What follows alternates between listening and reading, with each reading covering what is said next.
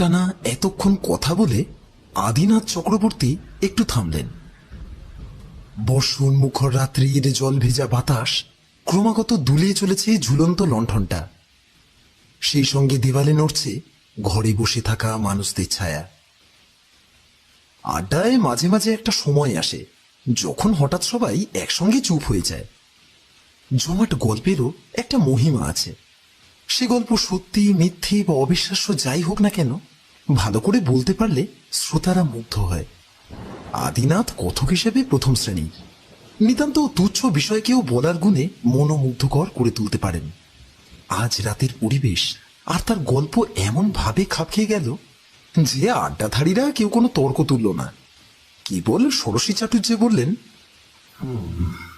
আপনার ঠাকুমার মৃত্যু বিষয়ে ওই ভবিষ্যৎবাণী মিলে যাওয়াটা অবশ্য আমি খুব আশ্চর্য কিছু বলে মনে করছি না, কারণ এই কথাটা বাড়ির কেউ নিশ্চয়ই তাকে মুখ ফুসকে বলে ফেলে থাকবে। ফলে আপনার ঠাকুমা মনের দিক দিয়ে 15ই ফাল্গুন তারিখের প্রসঙ্গে দুর্বল হয়ে পড়েছিলেন। বয়স অনেক হয়েছিল, কাজেই ওই বিশেষ তারিখে হয়তো মানসিক উত্তেজনা সামলাতে পারেননি। তার মনই তাকে নির্দেশ দিয়েছিল দেহ রক্ষা করতে, এমন হয় আমি শুনেছি। কিন্তু হারিয়ে যাওয়া বিষ্ণু মূর্তি ফিরে পাওয়াটা ব্যাখ্যা করা কঠিন। আর তাছাড়া সবকিছুর যে ব্যাখ্যা থাকতেই হবে তারই বা কি মানে আছে? কিছু কিছু আবছা আড়াল থাক না, তাতে জীবন সরস হয়ে ওঠে। রাম গাঙ্গুলি বললেন, সব জিনিসের ব্যাখ্যা হয়ও না। আমার আপন ভাইরা ভাই তার মামার বাড়ির গ্রামে নিজের চোখে আতুরের ছেলেকে হেঁটে বেড়াতে দেখেছে। জানো, সে অত্যন্ত সাত্ত্বিক প্রকৃতির মানুষ, অকারণে মিথ্যে কথা বলবে না। সদ্যজাত ছেলে সবে নাড়ি কাটা হয়েছে, সে হাঁটছে, খিলখিল করে হাসছে। আচ্ছা, ভাইরা ভাইয়ের কথা না হয় বাদই দিলাম, আমার ছোটবেলায় আমি এমন একটা অদ্ভুত ব্যাপার দেখেছি যা শুনলে তোমরা বিশ্বাসই করবে না। পতিরাম মজুমদার আদিনাথের কাহিনী শেষ হলে পরিত্রাণের আশা করেছিলেন এবং সম্প্রতি বাড়ি ফেরবার উদ্যোগ হিসেবে চাদরটা কাঁধে ফেলে লাঠির খোঁজ করছিলেন। আর একটা অতিপ্রাকৃত গল্প শুরু হতে চলেছে দেখে তিনি বেশ কাতর স্বরে বললেন, আর নয়, আজ আর নয়, চলো এবার সবাই উঠে পড়া যাক। আমাকে আবার যেতে হবে সেই পশ্চিম পাড়া। আর তাছাড়া ষোড়শী ভাইয়ারও তো খাওয়া দাওয়া আছে নাকি? ষোড়শী চাটুর্যে উত্তরে হেসে বললেন, আরে না না না না, আমার খাওয়ার এখনো ঢের দেরি। শোনাই যাক না গল্পটা, বাকিদের কি মত? এবার সকলে বললেন, গল্প হোক, গল্প হোক। ও বাবা! এই বলে বেশ হতাশ ভঙ্গিতে পতিরাম দেওয়ালে ভর দিয়ে এলিয়ে বসলেন। রাম গাঙ্গুলি বললেন, তা আজ থেকে প্রায় 40 বছর আগের কথা বলছি।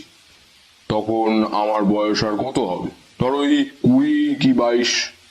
সেই বয়সে আমি যে কিরান পিঠে ছিলাম তা যারা আমাকে এখন দেখছো তারা ধারণাও করতে পারবে না। পেটের গোলমাল আর হাঁটুর বাত আমাকে অকেজো করে দিয়েছে। নইলে 8-10 বছর আগেও আমি নিম গাছে উঠে দাঁতন পেরেছি। যাই হোক, ঘটনাটা বলি। আমার কৈশোরের বেশ কয়েক বছর আমাকে মামার বাড়িতে কাটাতে হয়েছিল। দাদামশাই ছিলেন সংস্কৃতজ্ঞ, পণ্ডিত মানুষ। মামারাও সবাই লেখাপড়া জানা। আমার বাবা তখন জরিপ বিভাগের কাজের সূত্রে তরাইয়ের জঙ্গলে কর্মরত। বাড়ির কাছে কোনো ভালো স্কুল নেই। বাবা বছরে 2-1বার ছুটি নিয়ে বাড়ি আসে। এমন অবস্থায় আমার পড়াশোনা হওয়া কঠিন দেখে মা আমাকে মামার বাড়িতে পাঠিয়ে দিয়েছিলেন। দাদুর কাছে আমার লেখাপড়ার শুরু। ইংরেজি জানি না বটে, কিন্তু ব্যাকরণ আর বেদান্তে আমি অল্প বয়সে কিছুটা অধিকার অর্জন করেছিলাম। যে বছর পড়া সাঙ্গ করে বাড়ি ফিরে এলাম, সে বছর কালী পুজোর সময় আমার এক অদ্ভুত অভিজ্ঞতা হয়েছিল। মামার বাড়ির গ্রামের উত্তরে ছিল সুঁটি নদী। নদীর খাত চওড়া, কিন্তু পলি পড়ে তার স্রোত ক্ষীণ হয়ে এসেছিল। দক্ষিণ আর পশ্চিমে বিশাল এক জলভূমি, গ্রামটাকে বাইরের জগৎ থেকে পৃথক করে রেখেছে। প্রায় দ্বীপের মতোই গ্রাম থেকে বাইরে যাওয়ার একমাত্র ভালো রাস্তা পূর্ব দিক দিয়ে। আর একটা পথ জলার ভেতর দিয়ে অনেক ঘুরে ফিরে মহকুমা শহরে যাওয়ার পাকা সড়কে পড়েছে বটে, কিন্তু সে পথ বিশেষ কেউ ব্যবহার করে না। নানান ভৌতিক কাহিনীর গুজব চালু ছিল জলাভূমিটা সম্পর্কে।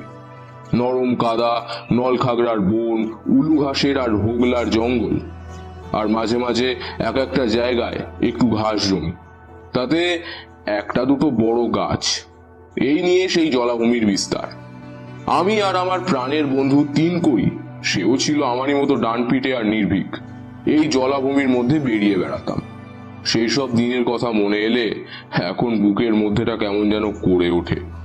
মাথায় কোনো চিন্তার ভার নেই, কারোর সঙ্গে ঝগড়া বিবাদ নেই, মনে কেবল নির্মল আনন্দ, চোখে অল্প বয়সের স্বপ্ন। অমন সব দিন আর আসবে না। সে বছর কালী পুজো পড়েছিল বেশ দেরি করে, কার্তিকের মাঝখান পেরিয়ে। বাতাসে হিমের ছোঁয়া লেগেছে। বিকেলের পড়ন্ত রোদ্দুরে সোনার রং সন্ধে নেমেছে সূর্যাস্তের পরেই। এই পরিবেশে আমাদের দুই বন্ধুর জলাভূমির ভেতর ঘুরে বেড়াতে খুব ভালো লাগতো। অনেক সময় দুপুরে খাওয়া দাওয়া করে বেরিয়ে পড়তাম, ফিরতাম রাতের প্রথম প্রহর পার করে। ছোট ছোট ঘাস জমিগুলোতে সরু আলের মতো পথ বেয়ে গাছের তলায় শুয়ে বসে গল্প করতাম। সবগুলোতে যাওয়া যেত না, কোনো কোনোটায় যাওয়ার পথ ছিল, ঠিক পথ বলা যায় না। বুড়ো আঙুলে ভর করে ডিঙি মেরে মেরে চলে যেতাম কোনোভাবে। সমস্ত জলাটা আমাদের নখো দর্পণে ছিল। বিশেষ মজা হতো চাঁদনি রাত্রিরে। ওই জলা জমি, নলখাগড়া আর উলু ঘাসের বন, হালকা জ্যোৎস্নায় বড় বড় ঘাসের ছায়া, সব মিলিয়ে এক রূপকথার রাজ্য তৈরি করত। আর ওই বয়সে বুঝতেই পারছো, জীবনে তো একবারই আসে, যেন মেঘের ওপর ভেসে বেড়াতাম তখন। কালী পুজোর ঠিক আগের দিন, সেদিন ভূত চতুর্দশী। তিনকড়ি সকালের দিকে আমাকে এসে বলল, রাম, চল আজ বিকেলে ওই জলার ধারে বেড়াতে যাই। একেবারে ওই সন্ধ্যের পর একটু রাত্রির করে ফিরবো। আজ রাত্রিই অমাবস্যা লাগবে। এত অন্ধকারে কখনো ওখানে বেড়াতে যায়নি কিন্তু। আর তাছাড়া পথঘাট তো আমাদের সবই চেনা, যাবে নাকি? সত্যি পুরো জলা জমিটা আমরা নিজেদের হাতের তালুর মতো চিনতাম। সন্ধে হয়ে গেলেও অসুবিধার কোনো কারণ নেই। আমি রাজি হয়ে গেলাম। একটু পড়ন্ত বেলায় আমরা বেরিয়ে পড়লাম। গ্রাম ছাড়িয়ে আরো মাইল খানেক হেঁটে এসে পড়লাম জলাভূমির প্রান্তে। তখন সূর্য অস্ত গেছে, দিনের আলো মিলিয়ে গিয়ে নামছে আবছায়া অন্ধকার। তিনকড়িকে বললাম, হ্যাঁ রে, ভেতরে ঢুকবি নাকি এইখানে বসে কিছুক্ষণ গল্প করে ফিরে যাই? চ। তিনকড়ি হেসে বলল, কেন রে, ভয় করছে বুঝি? ভয় কিসের? আজ অমাবস্যা পড়েছে, একেবারে অন্ধকার হয়ে যাবে কিন্তু। তার মানেই তুই ভয় পাচ্ছিস? আরে দূর চল তো। আরে অন্ধকারেই তো মজা। এরপর আর না গিয়ে উপায় থাকে না। ঢুকলাম জলার ভেতরে। চারিদিকে প্রায় মাথা ছাড়িয়ে উঠেছে হোগলার ঝোপ। বোধহয় সেই জন্যই সেখানে অন্ধকার নামছে একটু তাড়াতাড়ি। হালকা ধোঁয়ার মতো একটা অস্পষ্ট কুয়াশা ঘনাচ্ছে। হেমন্তকালের শুরু, এই সময় সন্ধেবেলা বাতাস বয় না, কিন্তু লম্বা ঝোপগুলোর মধ্যে বাতাস বয়ে যাওয়ার সময় একটা শি শি আওয়াজ হচ্ছে। সেটা অবশ্য আমার মনের ভুলও হতে পারে। খুব নির্জন জায়গায় কানের ভেতর রক্ত চলাচলের শোঁ শোঁ শব্দ শোনা যায়। মনে হয় শব্দটা যেন বাইরে থেকে আসছে। ভয় ঠিক করছিল না, কিন্তু অন্যদিন জলার ভেতরে ঘুরে বেড়াবার সময় মনে যে সহজ ফুর্তির ভাবটা থাকে, সেটা অনুভব করছিলাম না। পরিবেশে কেমন যেন একটা বিষণ্ণ ভাব, কি একটা যেন ঘটতে চলেছে। সমস্ত জায়গাটা তার জন্য অপেক্ষা করে রয়েছে। মনে পড়ল আজ ভূত চতুর্দশী। দুপুরে 14 শাক ভাজা দিয়ে ভাত খেয়েছি। এতক্ষণে দিদিমা বাড়িতে 14 পিদিম দেওয়ার জন্য প্রদীপ গোছাচ্ছেন, সলতে পাকাচ্ছেন। দিদিমা বলতেন, বুঝলি বাবা রাম, ভূত চতুর্দশীর দিন সন্ধ্যের পর 14 জন ভূত বাতাসে ভর করে। পৃথিবীতে ঘুরে বেড়ায়, তাদের কপরে পড়লে বাবা ভারী মুশকিল। এদিন অন্ধকার নামার পর আর কোথাও যাবি নেই, ঘরে থাকবি। ভূতেদের নামও বলতেন? আর মুই, ঝাড় মুই, পোড়া মুই, অস্তাই দস্তাই, খস্তাই, বড়ি ঠড়ি, আরো কি কি জানি, সবগুলো মনে পড়ছে না। এই পথটা তেমনই একটা দ্বীপে গিয়ে শেষ হয়েছে। আমরা সাবধানে পা ফেলে ঘাস জমিটায় গিয়ে হাজির হলাম। তখন দিনের আলো পুরোপুরি নিভে রাত্রির নেমেছে। দ্বীপটা লম্বায় 20 হাত, চওড়ায় 15 হাত মতো হবে।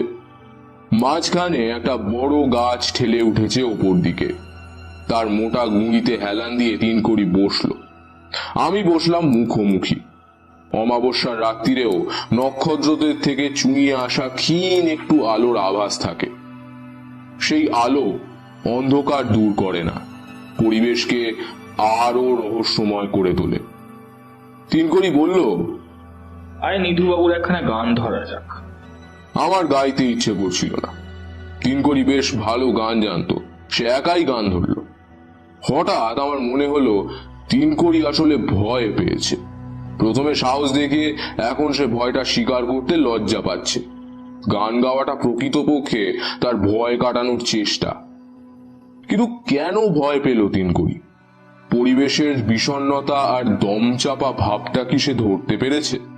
2-1 লাইন গাইবার পর তিনকড়ি থেমে গিয়ে আমাকে বলল, গতকাল এই জলার দিকে অনেক রাত্রিরে একরকম আশ্চর্য আলো দেখতে পাওয়া গিয়েছে, জানিস? আলো? কিরকম আলো? এতক্ষণ বলিসনি তো। সে এমনি বলিনি, আমাদের গ্রামে অনেকেই দেখেছে। আজ সকালে মধুমিত্তির, হারাধন মজুমদার আর ওই বিশু খুঁড়ো আলোচনা করছিল পথে দাঁড়িয়ে, তাই শুনছিলাম। কি বলছিল? নিজেরা দেখেছে? মধুমিত্তির আর বিশু খুঁড়ো দেখেছে একটা নীলচে মতো আলো আকাশ থেকে নাকি গোলার মতো নেমে এসে মাটির কাছে নাকি দপ করে জ্বলে উঠে অনেকখানি জায়গা নাকি ছড়িয়ে পড়েছিল। তারপর হারাধন মজুমদার বলছিল কাল রাতে ওই জায়গায় নাকি ডাইনির চাতর বসেছিল। সে আবার কি? আরে চাতর মানে আসর। দূর দূর দেশ থেকে ডাইনিরা নাকি গাছ চালিয়ে উড়ে আসে, তারপর সারা রাত নাকি তাদের সভা চলে। ওই সভাকেই বলে চাতর। গাছ চালা কাকে বলে জানিস তো? আরে কোনো বড় গাছের ডালে বসে নাকি ডাইনি হুকুম করে অমুক জায়গায় চল, অমনি সে গাছ নাকি আকাশে উড়ে উড়ে সেই জায়গায় গিয়ে নাকি হাজির হয়। উড়তে উড়তে গাছ যখন ওই মাটির কাছে এসে মাটির কাছে নেমে বসে, তখন ওই রকম দপ করে নাকি নীল আলো জ্বলে ওঠে। আমি অবশ্যই এসব বিশ্বাস করি না, ওরা বলছিল আমি শুনলাম, এই আর কি। আর বিশু খুঁড়ো তারপর আবার সন্ধ্যের দিকে আফিম খায়, বুঝতেই পারছিস। কথা বলতে বলতে হঠাৎ চুপ করে তিনকড়ি একবার উপর দিকে তাকালো। কি একটা জিনিস যেন তার মনে পড়ে গেছে। তারপর সোজা হয়ে বেশ বসে পেছন ফিরে সে গাছটায় হেলান দিয়ে দিল। তার মোটা গুঁড়িতে একবার হাত বোলালো। এবার সে ঘুরে আমার দিকে যখন তাকালো, সেই অল্প আলোতেও দেখলাম তার মুখ শুকিয়ে গেছে। ভয় পেলে মানুষের যেমন হয়। বললাম, কিরে, কি হলো তোর? নিজের গল্পে নিজেই ভয় পেয়ে গেলি নাকি? ফিস ফিস করার মতো গলায় তিনকড়ি বলল, রাম, এই গাছটা কোথা থেকে এলো? এই গাছ তো আমরা আগে এখানে কখনো দেখিনি। তারপর কি গাছ এটা? এবার আমিও অবাক হয়ে গাছটার দিকে তাকালাম। সত্যি তো, এই জমির টুকরোয় মোটামুটি বড় গাছ বলতে একটা গাব আর একটা মাঝারি তেঁতুল গাছ বরাবর দেখে এসেছি। সে দুটো তো ও যথাস্থানেই দেখা যাচ্ছে। তাহলে বাড়তি এটা আবার এলো কোথা থেকে? গাছটাই বা কি জাতের? আমরা গ্রামের ছেলে, সব রকম গাছই চিনি। বড় বড় শাল গাছের মতো পাতাওয়ালা এটা কোন গাছ? মাটি থেকে বিরাট মোটা গুঁড়ি সোজা আকাশের দিকে উঠে গেছে। বিশেষ জটিল ডালপালা নেই, অনেকটা ওপরে কিছু শাখা প্রশাখা এদিক ওদিক ছড়িয়েছে। তাতে থালার মতো বড় বড় গোল গোল পাতা। দেখলেই মনে হয় এ বাংলাদেশের গাছ নয়। তিনকড়ি একই রকম ভয় পাওয়া গলায় বলল, ভেবে দেখ, দিন সাতেক আগেও কিন্তু আমরা ঠিক এই জায়গায় এসেছি, ঠিক এই জায়গায় বসে আড্ডা মেরেছি, কিন্তু তখন তো এই গাছ ছিল না। আরে এখানে কেন? গ্রামের গ্রামের ত্রিসীমানায় এই গাছ কখনো দেখিনি আমরা। এই গাছ হলো ভিন দেশের গাছ। রাম, বিশুখুড়ো ঠিকই বলেছিল রে, এখানে এখানে ডাইনির চাদর বসেছিল কাল। এই গাছ তারাই উড়িয়ে এনেছে। চ চ ভাই, চ এখান থেকে পালাই ভাই। এই এখানে এখানে আর থাকবো না, চ চ চ। কি করে যে ফিরে এলাম তার তোমাদের কি বলবো। চেনা জায়গা, ছোটবেলা থেকে খেলা করে মানুষ হয়েছি, কিন্তু সেদিন যেন কেবলই পথ হারিয়ে ফেলতে লাগলাম। যেদিকেই যাই দেখি বেরোবার পথ বন্ধ। রাস্তা আবার ঘুরে একই বিন্দুতে হেসে হাজির হয়েছে। রীতিমতো ভয় পেয়ে গিয়েছিলাম, বুঝলে।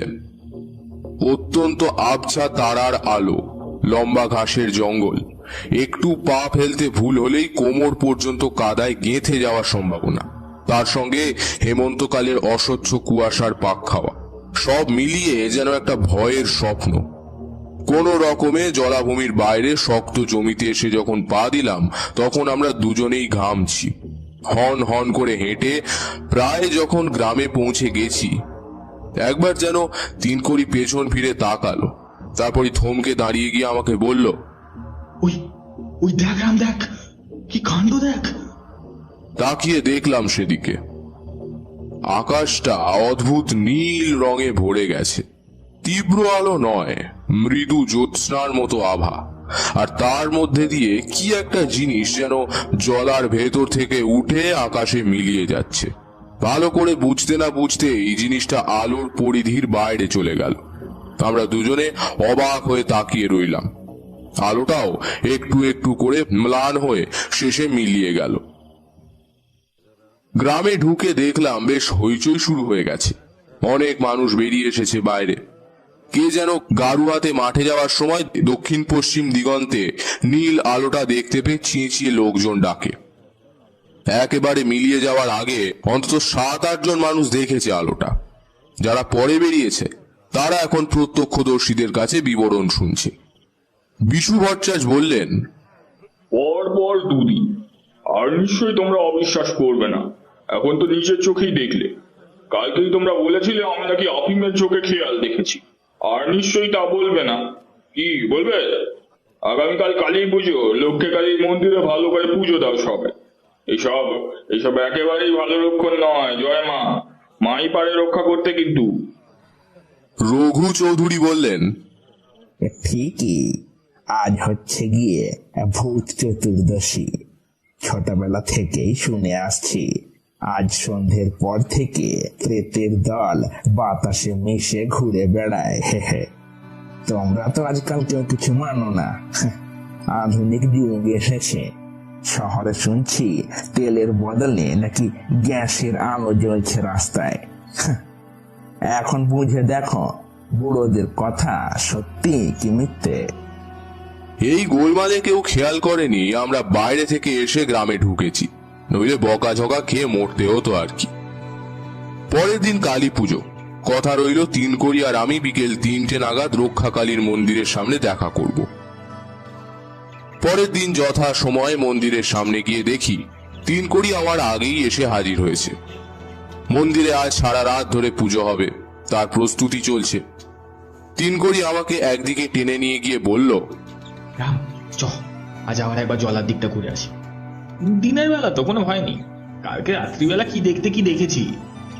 আহা, নীল আলোটা তো সত্যি, আমরা ছাড়াও গ্রামের কত লোকে দেখেছে। একটু ভেবে তিনকড়ি বলল,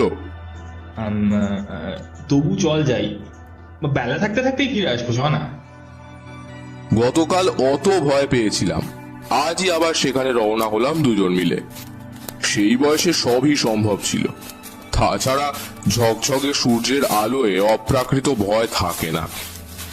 জলার ভেতর ঢুকে আজ প্রথমেই যেটা অনুভব করলাম তা হলো কাল রাত্রিরে সেই দম বন্ধ করা ভয়ের পরিবেশটা আর নেই। কেবল দিনের আলো রয়েছে বলে নয়, অমঙ্গলের প্রভাবটাই ধুয়ে মুছে পরিষ্কার হয়ে গেছে। বাঁদিকে সরু পথটা দিয়ে হোগলা বনে ঢুকে ঘাস জমির দ্বীপে পৌঁছে আমরা অবাক হয়ে তাকিয়ে রইলাম। বড় গাছটা সেখানে নেই মানে একেবারেই নেই। আমরা এগিয়ে গিয়ে জমি পরীক্ষা করে দেখলাম বড় একটা গাছ উপড়ে ফেললে তো সেখানে তার চিহ্ন থাকবে, মাটিতে তার গর্ত থাকবে। কিচ্ছু নেই, দিব্যি সমান ঘাসে ছাওয়া জমি। গেল কোথায় অত বড় গাছটা? যেভাবে এসেছিল সেভাবেই কি ফিরে গেছে? ওই গাছটাকে কি কাল রাত্রে আমরা আকাশে উঠে যেতে দেখেছিলাম? বললাম, দিনু, কাল আমরা আলো আধারিতে ভুল দেখিনি তো? হয়তো গাছ টাছ কিছুই ছিল না, সবটাই আমাদের চোখের ভুল।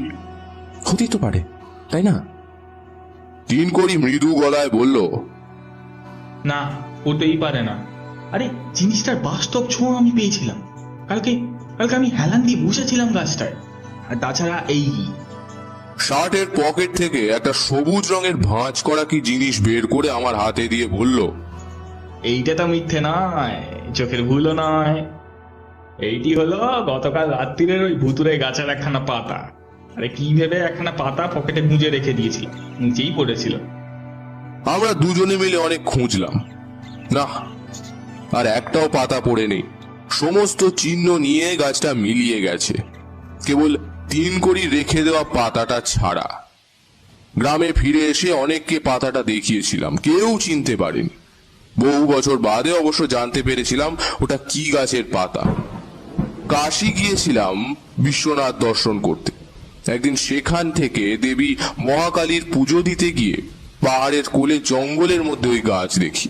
যে পান্ডা আমাদের সঙ্গে ছিল তাকে জিজ্ঞেস করতে সে বলল, ওই বড় গাছটা, ওর নাম বাবু বুদ্ধ নারকেল। বিহার আর উত্তরপ্রদেশের জঙ্গলে দেখা যায়। বললাম, বাংলাদেশে হয় না? না বাবু, শুকনো পাথুরে মাটি ছাড়া বুদ্ধ নারকেল জন্মায় না। পরে অনেককে জিজ্ঞাসা করে জেনেছি সত্যি ওই গাছ বাংলায় হয় না। পান্ডার কথা শুনে আমার মনে পড়ে গেল ফেলে আসা প্রথম যৌবনের স্মৃতি। সেই মামার বাড়ির গ্রাম, ভূত চতুর্দশীর নিকষ কালো রাত, বন্ধু তিনকড়ি, সব কোথায় মিলিয়ে গেছে। মামারা কেউ আর বেঁচে নেই, তাদের ছেলেপুলেরাও একজন ছাড়া সবাই জীবিকার সন্ধানে ছড়িয়ে পড়েছে বিভিন্ন জায়গায়। আর কখনো সে গ্রামে যায়নি। তিনকড়িও এখন কোথায় আছে কে জানে। অনেকদিন তার সঙ্গে কোনো যোগাযোগ নেই। রাম গাঙ্গুলির গল্প শেষ হতে সবাই কিছুক্ষণ চুপ করে থাকলো। তারপর পতিরাম মজুমদার বললেন, ষোড়শী ভাইয়া, এবার কিন্তু আমাকে উঠতেই হবে। কিন্তু এরপর তো আর একা যেতে পারবো না, গাছে ছমছম করবে। তুমি বলেছিলে তোমার লোক সঙ্গে যাবে, তাই একজন কাউকে দাও। ঠাট্টা করলে করো ভাই, আমি অপারক। ষোড়শী চাটুর্যে হেসে বললেন, না না না, কেউ ঠাট্টা করছে না, আমি লোক দিচ্ছি তো তোমার সঙ্গে। এবারে আদিনাথ চক্রবর্তী বললেন, উঠবার আগে আমার কাহিনী শেষটা বলি। তারপর পতিরাম মজুমদার বললেন, এখনো শেষটা বাকি। এবারে আদিনাথ চক্রবর্তী বললেন, ভয় নেই, দুটো কথা মাত্র। অমর বিষ্ণুমূর্তি খুঁজে দিয়ে গিয়েছিল। ঠাকুমার মৃত্যুর পর তার ভবিষ্যৎবাণী যে সত্যি সে কথা জানান দিয়ে গিয়েছিল। কিন্তু তার তৃতীয় ভবিষ্যৎবাণীটাও যে সত্যি সেটা বুঝতে পেরেছিলাম অনেক পরে। সে বলেছিল আমাদের বংশে একজন অদ্ভুত চরিত্রের উদাসীন সাধকের জন্ম হবে। সংসারী হয়েও সে বৈষয়িক হবে না। কবে, কোথায়, কার ঘরে তার জন্ম হবে সেটাই সে কেবল বলেনি। শুধু বলেছিল এই শিশুর জন্মের মুহূর্তে আশ্চর্য এক নীল উল্কাপাত হবে, তা দেখলে আমরা বুঝতে পারব। বহুদিন পরে, তখন ছোটবেলার এই কাহিনী প্রায় ভুলেই গেছি। আমার তৃতীয় ছেলের জন্মের সময় আকাশের এক প্রান্ত থেকে অন্য প্রান্ত পর্যন্ত এক বিশাল নীল রঙের আলো ছড়ানো উল্কা ছুটে গেল। একজন দাই আতুর ঘর থেকে উঠোন পেরিয়ে গরম জল আনতে যাচ্ছিল ভেতর বাড়িতে। তার চিৎকারে সকলে উঠোনে বেরিয়ে এসে দৃশ্যটা দেখলাম। সচরাচর অতক্ষণ ধরে উল্কা জ্বলতে জ্বলতে অতটা আকাশ পার হয় না। সেই আলো মিলিয়ে যাওয়ার সঙ্গে সঙ্গে আমার ছেলের জন্ম। তার নাম তারানাথ, তারানাথ চক্রবর্তী। আদিনাথের এক ছেলে ছোটবেলা থেকেই সংসার ত্যাগী। মাঝে মাঝে বাড়ি আসে, আবার কোথায় জানি চলে যায়। এটা তার জীবনের গভীর ব্যথার জায়গা। আড্ডাধারীরা সে কথা সকলেই জানেন, তাই সবাই চুপ করেই রইলেন। আদিনাথ বললেন, এখন তার বয়স 22 কি 23। কোথায় আছে কে জানে। বছরখানেক আগে একবার 7 দিনের জন্য এসেছিল, তারপর আবার নিরুদ্দেশ। ছেলে আমার খুবই ভালো, চমৎকার সংস্কৃত জানে। পণ্ডিতেরা তার সঙ্গে পেরে ওঠে না। কোথা থেকে শিখলো সে এক রহস্য। স্কুল কলেজে তো কখনো পড়েনি। দোষের মধ্যে ওই এক, বাড়িতে মন বসে না। জানি না আবার কবে তার দেখা পাবো। আড্ডাধারীরা সকলেই তারানাথকে দেখেছেন। 8-10 বছর আগে সে বাড়ি ছেড়ে চলে যায়। তার আগে অবধি এই গ্রামেই সে মানুষ হয়েছে। সমবেদনা সূচক নীরবতা পালন করা ছাড়া তাদের কিছুই করবার নেই। আদিনাথ বললেন, যাক, আমার ভাগ্য। আপনারা আশীর্বাদ করুন, সে যেখানেই থাকুক যেন ভালো থাকে।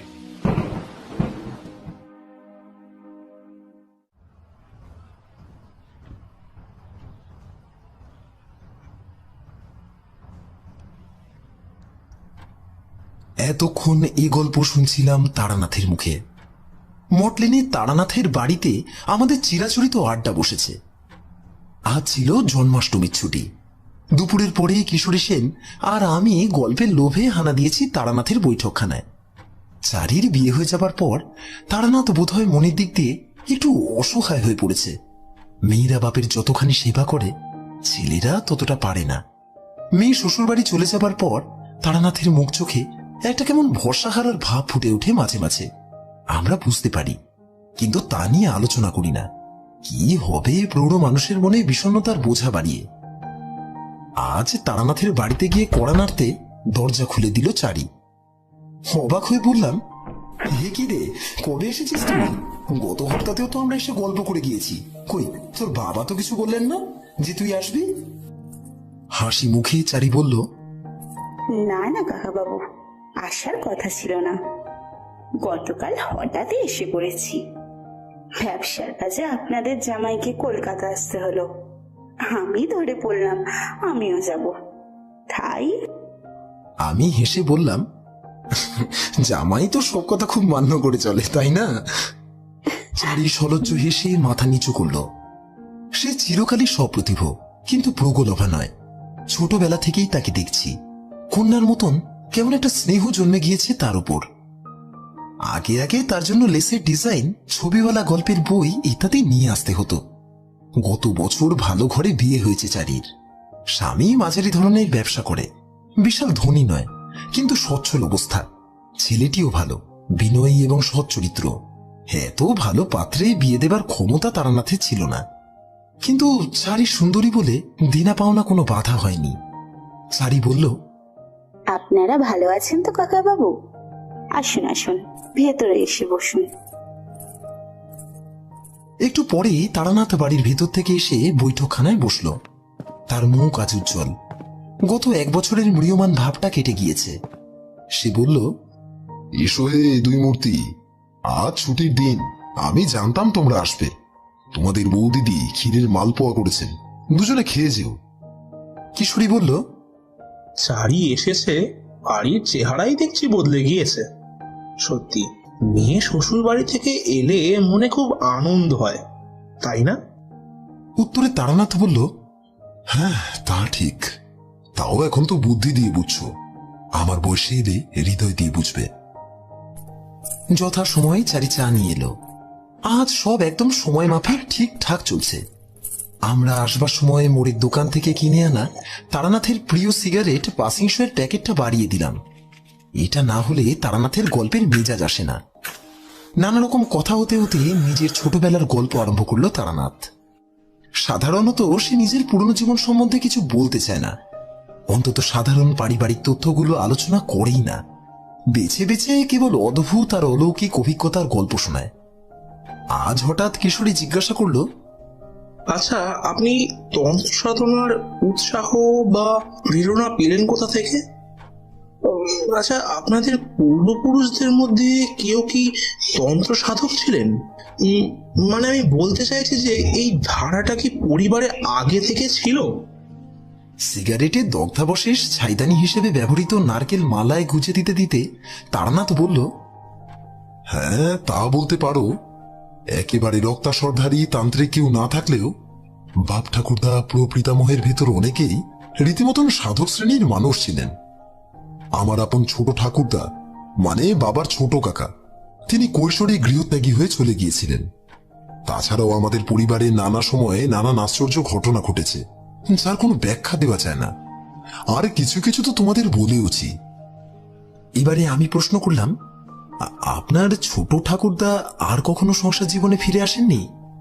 উত্তরে তারানাথ বলল, না, তবে একবার তার সংবাদ পাওয়া গিয়েছিল। সেও এক বলবার মতন গল্প। আমি বললাম, বলুন না, আজকের আসরটা না হয় সেইটা দিয়ে শুরু হোক। তারানাথ বলল, এ কাহিনী আমার বাবার কাছে শোনা। বাবা খুব সুন্দর করে গুছিয়ে গল্প বলতে পারতেন। এ বিষয়ে তার নাম ছিল। আমাদের গায়ে ষোড়শী চাটুর্যের বৈঠকখানায় সন্ধেবেলায় রোজ জমাট আড্ডা বসত। বাবা ছিলেন সে আড্ডার প্রধান কথক।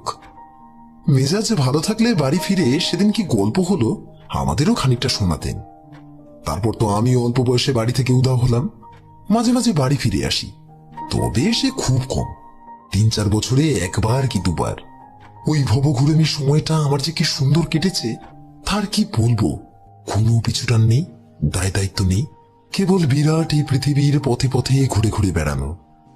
যদিও বাইরে থেকে দেখলে এটা হয়তো স্বপ্নদর্শী অলসের জীবনযাত্রা বলে মনে হবে, যে বাস্তব জগৎ থেকে পালিয়ে গিয়ে লুকিয়ে রয়েছে। কিন্তু ব্যাপারটা অত সোজা নয়। আত্মীয়হীন বন্ধুহীন দুনিয়ায় সম্পূর্ণ সম্বলবিহীন অবস্থায় ভেসে পড়তে হলে খুব সাহসের দরকার হয়। কে যে খেতে দেবে তার ঠিক নেই, কোথায় থাকবো তার কিছু ঠিক নেই। মন্দিরের চাতালে, পুরো বাড়ির বারান্দায় ঝড়ে বৃষ্টিতে রাত কাটিয়েছি। কত অদ্ভুত চরিত্রের লোক দেখেছি। তাদের মধ্যে কেউ প্রকৃত সাধক, কেউ বা নৃশংস কাপালিক, কেউ বা জুয়াচোর। কত সময় যে অসুখ করেছে, প্রবল জ্বরে পথের ধারে গাছতলায় পড়ে কষ্ট পেয়েছি। জল তেষ্টায় বুকের ছাতি ফেটে গিয়েছে, কিন্তু জল দেবার মতন কেউ ছিল না, মরেও যেতে পারতাম। সেক্ষেত্রে বাড়িতে কোনো খবর পর্যন্ত পৌঁছত না, তবু কখনো ভয় হয়নি। মৃত্যুকে সাধারণ মানুষের দৃষ্টিতে কখনো দেখিনি। দেখেছি ঈশ্বরের তৈরি এই জগতের একটা অবশ্যম্ভাবী পরিণতি হিসেবে, যে পরিণতিতে ভয়ের কিচ্ছু নেই, আছে স্রষ্টার অপার করুণা। এই পর্বে বীরভূমের শ্মশানে মাতু পাগলির সঙ্গে পরিচয়। বরাকন নদীর ধারে নির্জন শালবনে মধু সুন্দরী দেবীর আবির্ভাব দেখতে পাওয়া। ওহ, সেসব কি উত্তেজনাপূর্ণ দিন গিয়েছে। মনে হয়েছিল বুঝিবা সৃষ্টির সব রহস্য জেনে ফেলব। সাধনার তীব্রতায় বিশ্ব ব্রহ্মাণ্ডের নিয়ম কানুন ধরা দেবে আমার চেতনায়। কেমন অন্যমনস্ক হয়ে থেমে গেল তারানাথ। বললাম, কেন, অনেক অদ্ভুত অভিজ্ঞতা তো হয়েছে আপনার। উত্তরে তারানাথ মাথা নেড়ে বলল, হ্যাঁ, তা হয়েছে। যা হয়েছে তা একজন সাধকের একটা জীবনের পক্ষে যথেষ্ট। কিন্তু আসলে তো কিছুই জানা হলো না। এই জগতের মানে কি, কি করে চন্দ্র সূর্য গ্রহ নক্ষত্র সৃষ্টি হলো, না হলে বা কি এসে যেত, সেই ভিতরের আসল কারণগুলো সবই তো অজানা থেকে গেল। এখন মনে হয়। আবার থেমে গেল তারানাথ। কি জানি বলতে গিয়েও বলল না। কি ভাবতে লাগলো আপন মনে। জিজ্ঞাসা করলাম, কি মনে হয়? উত্তরে তারানাথ একটা দীর্ঘশ্বাস ফেলে বলল, মনে হয় সৃষ্টির গভীরতম কারণটা ঈশ্বর মানুষের কাছ থেকে চিরদিনের জন্য আড়াল করে রেখেছেন। সে রহস্য জানতে পারলে সৃষ্টির আর কোনোই সার্থকতা থাকবে না। গোলকধাম খেলেছে তো? আরে সেই যে কড়ি চেলে কাগজে ছাপা ছকের ওপর গুটি এলিয়ে খেলা। জন্ম থেকে শুরু হয়ে বিদ্যালয়, কর্মক্ষেত্র, আদালত, তারপর পতিতালয়, সন্ধিকালয়, মন্দির ইত্যাদি খোপে আঁকা ঘর পেরিয়ে খেলু রেখে একটু একটু করে উপরে উঠতে হয়। সবচেয়ে উপরের খোপের নাম হচ্ছে গোলকধাম। সেখানে পৌঁছলেই খেলা শেষ। তারপর ছক আর গুটি তুলে ফেলা ছাড়া আর কিছুই করার থাকে না। আমাদের জীবনেও তাই। সবকিছু জেনে ফেললেই একেবারে খেলা শেষ। সেটা ভগবান চান না। তা একদিক দিয়ে ভালোই, খেলা চলছে চলুকই না। দেখলাম তারানাথ গল্প থেকে দর্শনের দিকে সরে যাচ্ছে। বললাম, তারপর যে কথা বলছিলেন, আপনার অল্প বয়সের গল্প, সেটাই বলুন। উত্তরে তারানাথ বলল, একবার বাঁকুড়ার ইন্দাস অঞ্চলে ঘুরে বেড়াচ্ছি। সারাদিন হাটে মাঠে ঘুরি, রাত্রে যেখানে হোক আশ্রয় নিই। সেদিন বিকেল থেকেই আকাশে মেঘের ঘন ঘটা। বেশি পথ না হেঁটে আলো থাকতে থাকতে একটা ছোট গ্রামের সীমানায় শিব মন্দিরের চাতালে আশ্রয় নিয়েছি।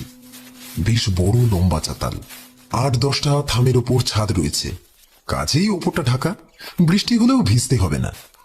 গায়ে উড়ুনি, পায়ে খড়ম এক পৈতেধারী বুড়ো মতন লোক দেখে মন্দিরের সিঁড়ি দিয়ে নেমে কোথায় জানি যাচ্ছে। মনে হলো এখানকার সেবায়িত পুরোহিত। সেই পূজারী ব্রাহ্মণকেই এগিয়ে গিয়ে বললাম, আগে এখানে রাত্রিটা একটু থাকা যাবে? লোকটা একান্ত নীরস এবং অমিশুক প্রকৃতির। কিছুক্ষণ আপাদমস্তক আমাকে ভালো করে দেখে নিয়ে তারপরে সে শুকনো গলায় বললে, থাকতে ইচ্ছে হয়তো থাকো, আমাকে জিজ্ঞাসা করার কি প্রয়োজন?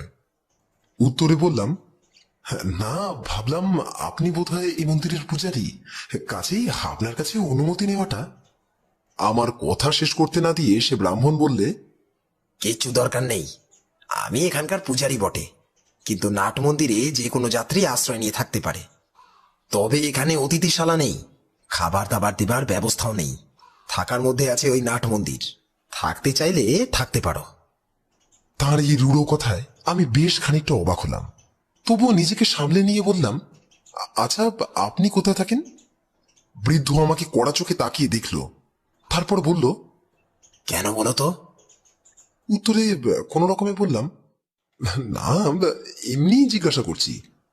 উত্তরে বৃদ্ধ বলল, আমি এই গ্রামের ভেতর থাকি, কিন্তু আমাদের বাড়িতে স্থানাভাব, সেখানে আশ্রয় দিতে পারবো না। হেসে বললাম, আপনার আশ্রয়ে থাকার চেয়ে এই গাছতলায় থাকা ঢের ভালো। ভয় নেই, থাকতে চাইবো না, কথাটা এমনি জিজ্ঞাসা করেছিলাম। গাছপালারা অন্তত আশ্রয় গ্রহণকারীকে কটু কথা বলে না। বৃদ্ধ আর একবার আমার দিকে জ্বলন্ত চোখে তাকিয়ে শব্দ করে গ্রামের দিকে চলে গেলেন। আমার পথটা সম্বল বলতে গেলে একটা ঝোলা, তার মধ্যে একখানা ঘটি, গায়ের একখানা চাদর, একখানা রুদ্র ডামরের পুঁথি, কয়েকটা বাবলা ডালের দাঁতন কাঠি আর 1 টাকা 12 আনা পয়সা মাত্র। এর বেশি কিছুর প্রয়োজন বোধ করিনি কখনো। পঞ্চমুণ্ডির আসনে বসা সেই হিন্দিভাষী সাধু শিক্ষা দিয়েছিলেন আগামীকালের জন্য কোনো সঞ্চয় না করতে। তার উপদেশ মনের মধ্যে গেঁথে গিয়েছিল। অবশ্য পরবর্তীকালেও যে উপার্জন বা সঞ্চয় করেছি, তা করেছি স্ত্রী পুত্র কন্যার মঙ্গলের জন্য, নিজের প্রয়োজনে নয়। আজ পর্যন্ত সেই অভ্যাস বজায় রেখেছি। ক্রমেই দেখলাম আকাশটা মেঘে অন্ধকার হয়ে আসছে। ঝোলাটা সহ নাট মন্দিরের ওপর উঠে একখানা থামের গোড়ায় গুছিয়ে বসলাম। বাঁকুড়া জেলায় গিয়েছো কখনো? বড় সুন্দর জায়গা। বিশাল বিশাল লাল মাটির প্রান্তর, কুটি বাঁধা বৈরাগীর মতন তাল গাছ জোড়াজুড়ি করে দাঁড়িয়ে মাঠের মধ্যে। ধুলোড়া গ্রামের রাস্তায় একতারা হাতে গান গাইতে গাইতে বাউল হেঁটে যাচ্ছে। জেলাটার মাটিতে শান্তি আছে। থামে হেলান দিয়ে পা ছড়িয়ে আরাম করে বসলাম। হঠাৎ নাট মন্দিরের চাতালে কিছু দূরে কি একটা নড়ল বলে মনে হলো। এদিকে সন্ধে ঘনিয়ে আসছে, পরিষ্কার করে কিছু দেখা যায় না, কিন্তু কোনো কিছু নড়লে আবছা আন্দাজ করা যায়। ভালো করে তাকিয়ে দেখি কেউ একজন শুয়ে রয়েছে সেখানে। শোয়া অবস্থায় পাশ ফেরায় নড়াচড়াটা চোখে পড়েছে। হেঁকে বললাম, কে কে ওখানে? মনুষ্য মূর্তিটি উঠে বসে বলল, আমি। উত্তরে জিজ্ঞাসা করলাম, আমি কে? পৃথিবীতে সবাই তো আমি, যাত্রী। এবারে এই লোকটা সামান্য হাসলো, বলল, সংসারে সবাই যাত্রী, কোথাও না কোথাও চলেছে। বাপরে, এই যে গুরুমশের মতন কথা বলে। তবে তার কণ্ঠস্বর মৃদু, ভদ্র ও মার্জিত। পথ চলতি লোকের কথা বলার ভঙ্গি সাধারণত এমন মার্জিত হয় না। এবারে একটু কৌতূহল হওয়াতে বললাম, এসো, এদিকে এসে বসো। লোকটি উঠে এলো আমার সামনে। আলো নেই, পরিষ্কার তাকে দেখতে পেলাম না, কিন্তু মনে হলো তার বয়স বছর 40 কি 45 হবে। এই বয়সের কোনো লোককে তুমি বলাটা আমার উচিত হয়নি। বললাম, কিছু মনে করবেন না, অন্ধকারে ভালো দেখতে পাইনি, তুমি বলে ফেলেছি। আরে তাতে কি হয়েছে? জগতে সকলে সকলের বন্ধু, বন্ধুকে তুমি বলা যায়। সে ফিকে আলোয় লোকটিকে দেখলাম ভালো করে। লোকটির পরনে একটা খাঁটো ধুতি আর হাফাতা শার্ট, সাধারণ দরিদ্র পথিক, কিন্তু তার আচরণে এমন একটা কিছু বৈশিষ্ট্য আছে যা সমীহ আদায় করে। বললাম, কোথায় যাবেন? আসছেন কোথা থেকে? এবার বেশ মজার ব্যাপার হলো। পথিক মানুষটি আমাকে তুমি সম্বোধন করতে লাগলো, কিন্তু তার অনুমতি পাওয়া সত্ত্বেও আমি কিছুতেই তাকে তুমি সম্বোধন করতে পারলাম না। সে মোলায়েম গলায় বলল, কোথাও যাচ্ছি না ভাই, অনেকটা তোমারই মতো। পথে পথে ঘুরে বেড়াতে ভালো লাগে, যা পাই তাই খাই, যেখানে খুশি থেমে যাই, এই আর কি। আমার সেই বয়সের অভিজ্ঞতাতেও দেখেছি কিছু লোক আছে যারা হেয়ালি করে কথা বলতে ভালোবাসে। হয়তো ভেতরে শূন্য গর্ভ বলেই বোধহয় তারা বড় বড় দুর্বোধ্য কথা বলে। প্রথমে আমি এই লোকটিকে তাদের দলেই ফেলেছিলাম, কিন্তু একটু পরেই বুঝতে পারলাম তা সত্যি নয়, মানুষটার ভেতরে গভীরতা আছে। বললাম, আমারই মতন মানে? আপনি কি করে জানলেন আমি কিরকম? উত্তরে লোকটা সেই মোলায়েম গলাতেই বলল, ও জানা যায়, আমি বুঝতে পারি। বয়স অল্প হলেও তারই মধ্যে আমি অনেক সাধক এবং অনেক অদ্ভুত কর্মাতান্ত্রিকের সঙ্গে মিশেছি, তাদের আশ্চর্য ক্রিয়াকলাপ দেখেছি। ইয়ার আমাকে নতুন কি ভরং দেখাবে? বললাম, কি করে বোঝেন? কাক চরিত্র বা লক্ষণ শাস্ত্র চর্চা করেন নাকি? না, বুঝি এইভাবে যে মন আসলে একটাই। তোমার আমার, যদু কিংবা মধুর, পৃথিবীর সব প্রাণীর মন এক। মায়ার আবরণে আলাদা আলাদা দেখায়। পর্দা টাঙিয়ে দিলে ওপারে কি আছে দেখা যায় না, পর্দা সরিয়ে দিলে আবার সব স্পষ্ট দেখা যায়। মায়ার পর্দা সরিয়ে দিলেই সবাই এক, সবই এক। তখন কারোর মনের কথা জানতে অসুবিধা হয় না। এবারে আমি বললাম, আপনি তো বিশিষ্ট দ্বৈতাবাদের কথা বলছেন, এই দর্শন শিক্ষা করেছেন কোথায়? খুব ভালো গুরু ছাড়াও অদ্বৈতবাদের পাঠ নেওয়া যায় না। কে আপনার গুরু? এবার সে ভদ্রলোক উত্তরে বললেন, আমার বাবা। এবারে আমি বললাম, ও, আপনি বুঝি শাস্ত্রাধ্যায়ী পণ্ডিতের সন্তান? সে চুপ করে রইল। ভাবলাম কোনো কারণেই সে হয়তো নিজের পরিবারের কথা আলোচনা করতে চায় না। এক্ষেত্রে কথা না বাড়ানোই ভদ্রতা সঙ্গত হবে। ঠিক এই সময় ঠান্ডা হাওয়ার একটা ঝাপটা দিয়ে ঝড় এসে পড়ল। বর্ষাকাল হওয়া সত্ত্বেও সারাদিন প্রখর রোদ্দুর ছিল আজ। গুমোটে প্রাণ অতিষ্ঠ হয়ে উঠেছিল। এখন শুকনো পাতা, ধুলোবালি আর খড়কুটো উড়িয়ে ঝোড়ো বাতাস এসে চারদিকটা ঠান্ডা করে দিলে। ঝড়ের মুখে পাক খেতে খেতে দুটো শালিক এসে নাট মন্দিরের কড়িকাঠের ফাঁকে আশ্রয় নিয়ে গুছিয়ে বসল, অথবা ওইটাই ওদের বাসা। ঝড়ে দাপটে কোনো রকমে ফিরে এসেছে। আমি বললাম, আপনার নামটাই তো জানা হলো না। লোকটি চুপ করে থেকে বলল, আমার নাম অমর, অমর জীবন। এবারে আমি জিজ্ঞাসা করলাম, আপনার বাড়ি কোথায়? এই জেলাতেই বুঝি? অমর জীবন কোনো উত্তর দিল না। বুঝলাম নিজের কথা বলতে সে আদৌ আগ্রহী নয়। অন্য প্রসঙ্গে চাপার জন্য বললাম, আশ্রয় তো যা হোক পাওয়া গেল, কিন্তু খাওয়াটা বোধহয় রাত্রে আর জুটবে না। উত্তরে অমর জীবন বলল, না না, তা কেন? ঝড়টা থামুক, খাবার ব্যবস্থা ঠিক হয়ে যাবে। অবাক হয়ে বললাম, তা কি করে হবে? কাছাকাছি কোনো দোকানপাট তো দেখছি না। গ্রামে হয়তো আছে, কিন্তু তারা কি ঝড় বাদলে দোকান খুলে রাখবে? মনে হয় না। অমর বলল, রাত্রিরে কি খাও তুমি, ভাত না রুটি? উত্তরে আমি বললাম, আমি ঠিক সন্ন্যাসী না হলেও পথে ঘুরছি অনেকদিন, সব অভ্যেসই আছে আমার। একটা মুলায়েম হাসি হেসে অমর আবার বলতে লাগলো, বেশ বেশ, ভালো, খাবার ঠিক চলে আসবে। অন্ধকারে অমরের মুখ চোখ ভালো দেখতে পাচ্ছি না। এবারে মনের মধ্যে একটা প্রশ্ন জাগলো, লোকটা পাগল নয় তো? কোথায় খাবার? অমর বলল, কালকেও আমি এখানে ছিলাম, স্বপ্নে দেখলাম আজ তুমি আসবে, তাই একটা দিন বেশি থেকে গেলাম। এমনিতে আমি দুরাত্রির কোথাও থাকি না। এবারে আমি মনে মনে বললাম, হ্যাঁ, নিশ্চয়ই পাগল। গতকাল রাত্রিরে স্বপ্ন দেখেছে আমি আসবো, বদ্ধ উন্মাদ ছাড়া আর কি। এবারে আমি বললাম, আপনি জানতেন আমি এখানে আসবো? উত্তরে অমর হ্যাঁ বাচক ভঙ্গিতে মাথা নাড়লে। আমি আবার প্রশ্ন করলাম, স্বপ্ন দেখেছেন? উত্তরে অমর বলল, হ্যাঁ, স্বপ্ন দেখার প্রয়োজন হলে আমাকে নির্দিষ্ট জায়গায় পৌঁছে সেখানে থাকতে হয়। এবার আমার মনে মনে কেমন জানি মায়াই হলো। ভাবলাম, বেচারি, এমনিতে বেশ ভালো লোকটা, ভদ্র আর মিষ্টি কথাবার্তা, দোষের মধ্যে কেবল পাগল। এরপরে অমর জীবন হঠাৎ আমার দিকে তাকিয়ে বলল, তুমি বাড়ি চলে যাও। আমি প্রথমে ঠিক বুঝতে পারলাম না সে কি বলছে, তাই বললাম, তার মানে বাড়ি যাব কেন? উত্তরে অমর জীবন বললে, কিছু না, ভবঘুরে জীবন ত্যাগ করে সংসারে ফিরে যেতে বলছি না, সে যখন সময় হবে তখন যাবে। তোমার নিজের ভালোর জন্য বলছি, কয়েকটা দিনের জন্য বাড়ি যাও। আচ্ছা বিপদ তো, বললাম, কিন্তু কেন?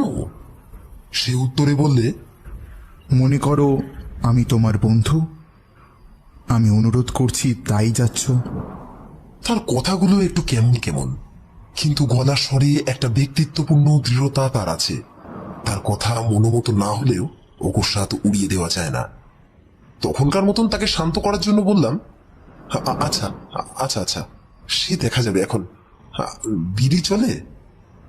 এবারে সে হাসলো, তারপরে বলল, হ্যাঁ হ্যাঁ, সব চলে, আছে, দাও দেখি একটা। তাকে দিয়ে নিজেও একটা বিড়ি ধরালাম। বাতাসের দাপটে 4-5টা কাঠি নষ্ট করেও বিড়িটা ধরাতে পারছিলাম না। অমর হাত বাড়িয়ে বলল, আমাকে দাও দেখি। তারপর দেশলাইটা হাতে নিয়ে অদৃশ্য কার দিকে যেন ধমক লাগালো। আরে একটু থাম তো রে বাপু, একটা বিড়ি ধরাতে কি আস্ত দেশলাই খরচা করবো নাকি?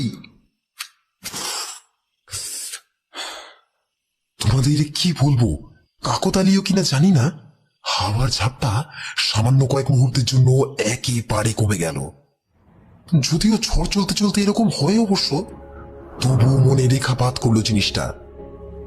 আমি যে অবাক হয়ে তার দিকে চেয়ে আছি, সেটাই বোধহয় লক্ষ্য করে দেশলাইটা ফেরত দিয়ে অমর বলল, সবকিছুর ব্যাখ্যা চাইতে নেই, ব্যাখ্যা হয়ও না, তার চেয়ে সরল বিশ্বাস অনুযায়ী কাজ করা ভালো, আদেশ পেলে পালন করা ভালো।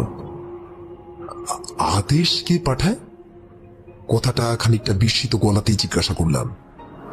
বিড়িতে গোটা 2 টান দিয়ে অমর বলল, তা জানলে তো সব সমস্যাই মিটে যেত। এবারে আমি বললাম, আপনার কাছে আদেশ পৌঁছয় কেন? আপনি কে? উত্তরে অমর বলল, বিড়িটা ভালো, খুব নরমও না খুব কড়াও না, মিঠে করা ধরনের। কোত্থেকে কিনেছো? খাওয়ার পরে আর একটা দিও তো। ঝড় থেমে গিয়ে নামলো বৃষ্টি, চললো বেশ কিছুক্ষণ। মুহুর মুহুর বাজ পড়তে লাগলো, দিক দিগন্ত একেবারে ঠান্ডা হয়ে গেল। মন্দিরের পেছনে কোথা থেকে ব্যাঙ ডাকতে লাগলো। বৃষ্টি যখন থামলো তখন পাড়াগার হিসেবে বেশ রাত। দেখি পথে জমা জলে ছপছপ করে কে একজন হেঁটে এসে নাট মন্দিরে উঠল। সামনে ঝুঁকে অন্ধকারে ঠাউর করার চেষ্টা করে ডাকলো, ঠাকুমশাই, ও ঠাকুমশাই। অমর বলল, এই যে আমি এখানে, দাও। কাছে এসে দেখলাম লোকটার হাতে একটা বড় শালপাতার ঠোঙা। সেই ঠোঙাটা অমরের হাতে দিয়ে এসে বলল, তার এক মূর্তি এসে দেখছি, তা হয়ে যাবে এখন দুজনেরই। দাঁড়া, খাবার জল দিয়ে যাই। নতুন লোক, জল আনতে গেলে পুকুর ঘাটে আসার খাবে খন। বোধ হয় পথিকদের তৃষ্ণা নিবারণের জন্য মন্দিরের চাতালে রাখা একটা মাটির কলসি নিয়ে লোকটা অন্ধকারে কোথায় জানি চলে গেল। অমর বললে, মন্দিরের পিছনেই একটা পুকুর আছে, সেখানে গেল জল আনতে, ভালো পরিষ্কার জল কিন্তু। তারপর আমার মুখের দিকে তাকিয়ে বললে, খাবার ব্যবস্থা হয়ে যাবে বলেছিলাম, আর খাবার এসেও গেল। এর ভিতরে কিন্তু অলৌকিক কিছু নেই। এই লোকটির একটা ময়রার দোকান আছে গ্রামে, গতকাল আমাকে খাবার দিয়ে গিয়েছিল। অতিথি সেবা করতে এরা বেশ ভালোবাসে। পয়সা দিতে চেয়েছিলাম কিন্তু নেয়নি। আজকের খাবার দেওয়ার কথা বলা ছিল। যা খাবার দেয় তা আমি একা খেতে পারি না, আজ দুজনের হয়ে যাবে। দেখি কি দিয়েছে। উঠে গিয়ে যেখানে অমর শুয়েছিল সেখান থেকে একটা কাপড়ের পুটলি নিয়ে এলো। তার ভেতর থেকে একটা মোমবাতি বার করে বলল, দেখি দেশলাইটা আর একবার দাও তো। শালপাতার ঠোঙা খুলে দেখা গেল ভেতরে গোটা 15টা বড় মাপের পুরি, আলুর তরকারি আর অনেকখানি মোহনভোগ, দেশি ঘি দিয়ে তৈরি করা। দারুণ গন্ধ বেরুচ্ছে। তখনও গায়ের দিকে খাবারে ভেজাল দেবার কথা কেউ ভাবতেও পারতো না। জল ভরে মেটে কলসিটা নিয়ে ফিরে এলো ময়রা। আমাদের পাশে নামিয়ে রেখে বলল, এই জল রইল, এই খাবারই হয়ে যাবে তো, নাকি আর কিছু এনে দিব? খাবারের প্রাচুর্য সম্বন্ধে তাকে আশ্বস্ত করে বিদায় করা হলো। অমর বলল, অন্ধকারে গল্প করা যাবে কিন্তু খাওয়া যাবে না। মোমবাতি বেশি পুড়িয়ে লাভ নেই। এসো খেয়ে নেওয়া যাক। দেখলাম অমর খুব কম খায়, মাত্র 4খানা পুরি সে খেলো, বাকি সবগুলো খেতে হলো আমাকেই। অবশ্য পথ হেঁটে আমার খিদে পেয়ে গিয়েছিল। কলসি কাত করে কানায় হাত দিয়ে জল খেলাম। তারপর মোমবাতি নিভিয়ে দিয়ে অমর বলল, এসো এবার গল্প করা যাক। অন্ধকারের ভেতর থেকে তার কণ্ঠস্বর ভেসে আসতে লাগলো। সৃষ্টির আদিতে ছিল কত গল্প সে আমাকে শোনালো সারা রাত ধরে।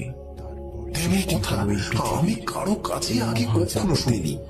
মহাশূন্য সাধারণ ডাল ভাত খাওয়া জীবনের কথা সেসব নয়, হয়েছিল যেন অচেনা ভাষায় অচেনা সুরে অদ্ভুত গান শোনাচ্ছে।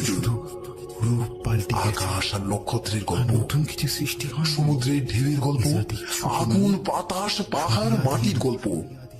সে আমি তোমাদের ভাষা দিয়ে ঠিক বোঝাতে পারবো না। সৃষ্টির আদিম গল্প সেসব। বছরের পর বছর আমাদের প্রত্যেক দিনের জীবনে তার কোনো প্রতিচ্ছবি হয় না। সেই রাতের কথা আমার সারা জীবন মনে থাকবে। কথা বলতে বলতেই অমর জীবন হঠাৎ বলল, আচ্ছা তোমার ছোট ঠাকুরদা গৃহত্যাগ করে চলে গিয়েছিলেন না? উনি এখনো বেঁচে আছেন? আশ্চর্য তো, কি করে সে কথা জানলো এই লোকটা? কিন্তু তখন আমার ঘুমে চোখ জড়িয়ে আসছে। আমার এত ঘুম পেয়েছে যে যথেষ্ট অবাকও হতে পারলাম না। তখন রাত বোধ হয় 3টে পেরিয়ে গিয়েছে। এবারে অমর বলল, না আর কথা নয়, এবার তুমি ঘুমো। বাড়ি চলে যেও কিন্তু কালকেই, তোমার ভালোর জন্য বলছি। আমার চোখে ঘুম জড়িয়ে এসেছে। কোনো রকমে জড়ানো গলায় বললাম, আপনিও চলুন না আমার সঙ্গে, যাবেন? সেই তন্ত্রাচ্ছন্ন অবস্থায় শুনতে পেলাম অমরের উত্তর। সে বলল, না এবার না, এবারে থাক, তবে তোমার সাথে আবার দেখা হবে আমার। এবারে আমার কানে যেন কি নিদুলির মন্ত্র পড়ে দিয়েছে। আমি যে আর তাকাতেই পারছি না। একটা আচ্ছন্ন করা তন্ত্রা জড়িত ঘুম যেন এসে জড়ো হচ্ছে আমার চোখ দুটোর পাতায়। যখন আমার ঘুম ভাঙলো তখন রোদ্দুর উঠে গিয়েছে। গতকাল রাত্রির মেঘ বৃষ্টির চিহ্ন আর কোথাও নেই। ঝকঝক করছে দিনের আলো। পাশে অমর জীবনও নেই। তার ঝোলা ঝুলি সহ কখন সে যে চলে গিয়েছে তাই বা কে জানে। কাল সন্ধ্যেবেলা দেখা সেই পুরোহিত এসে মন্দিরের দরজা খুলে সকালের পুজোর উদ্যোগ করছে। আমার দিকে আড়ে আড়ে তাকালো কবার। জিজ্ঞাসা করলাম, আচ্ছা এখানে যে আরেকজন পশু দেখেছিলেন তিনি কি চলে গিয়েছেন? সেই পুরোহিত ঠান্ডা গলায় বলল, কে ছিলেন?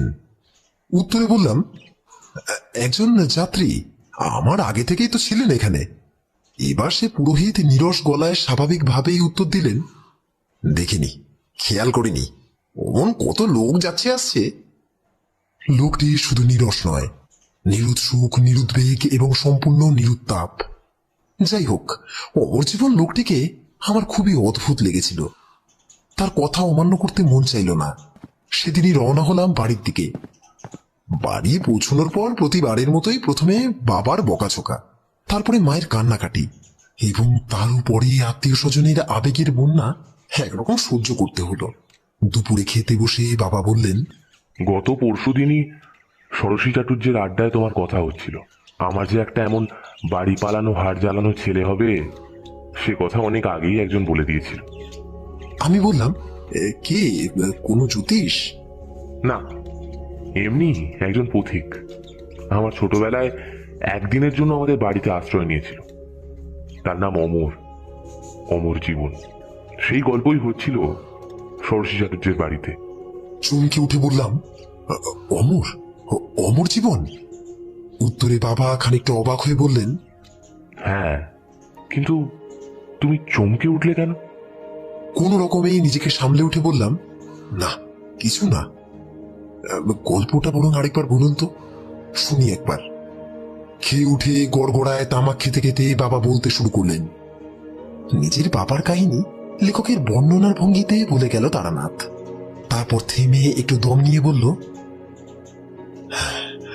এই ব্যাপারটার সবচেয়ে বিচিত্র দিক কোনটা জানো? যে লোককে 40 বছর আগে বাবা 45 বছরের দেখেছিলেন, তাকে এতকাল পরেও আমি সেই একই বয়সে দেখলাম কি করে?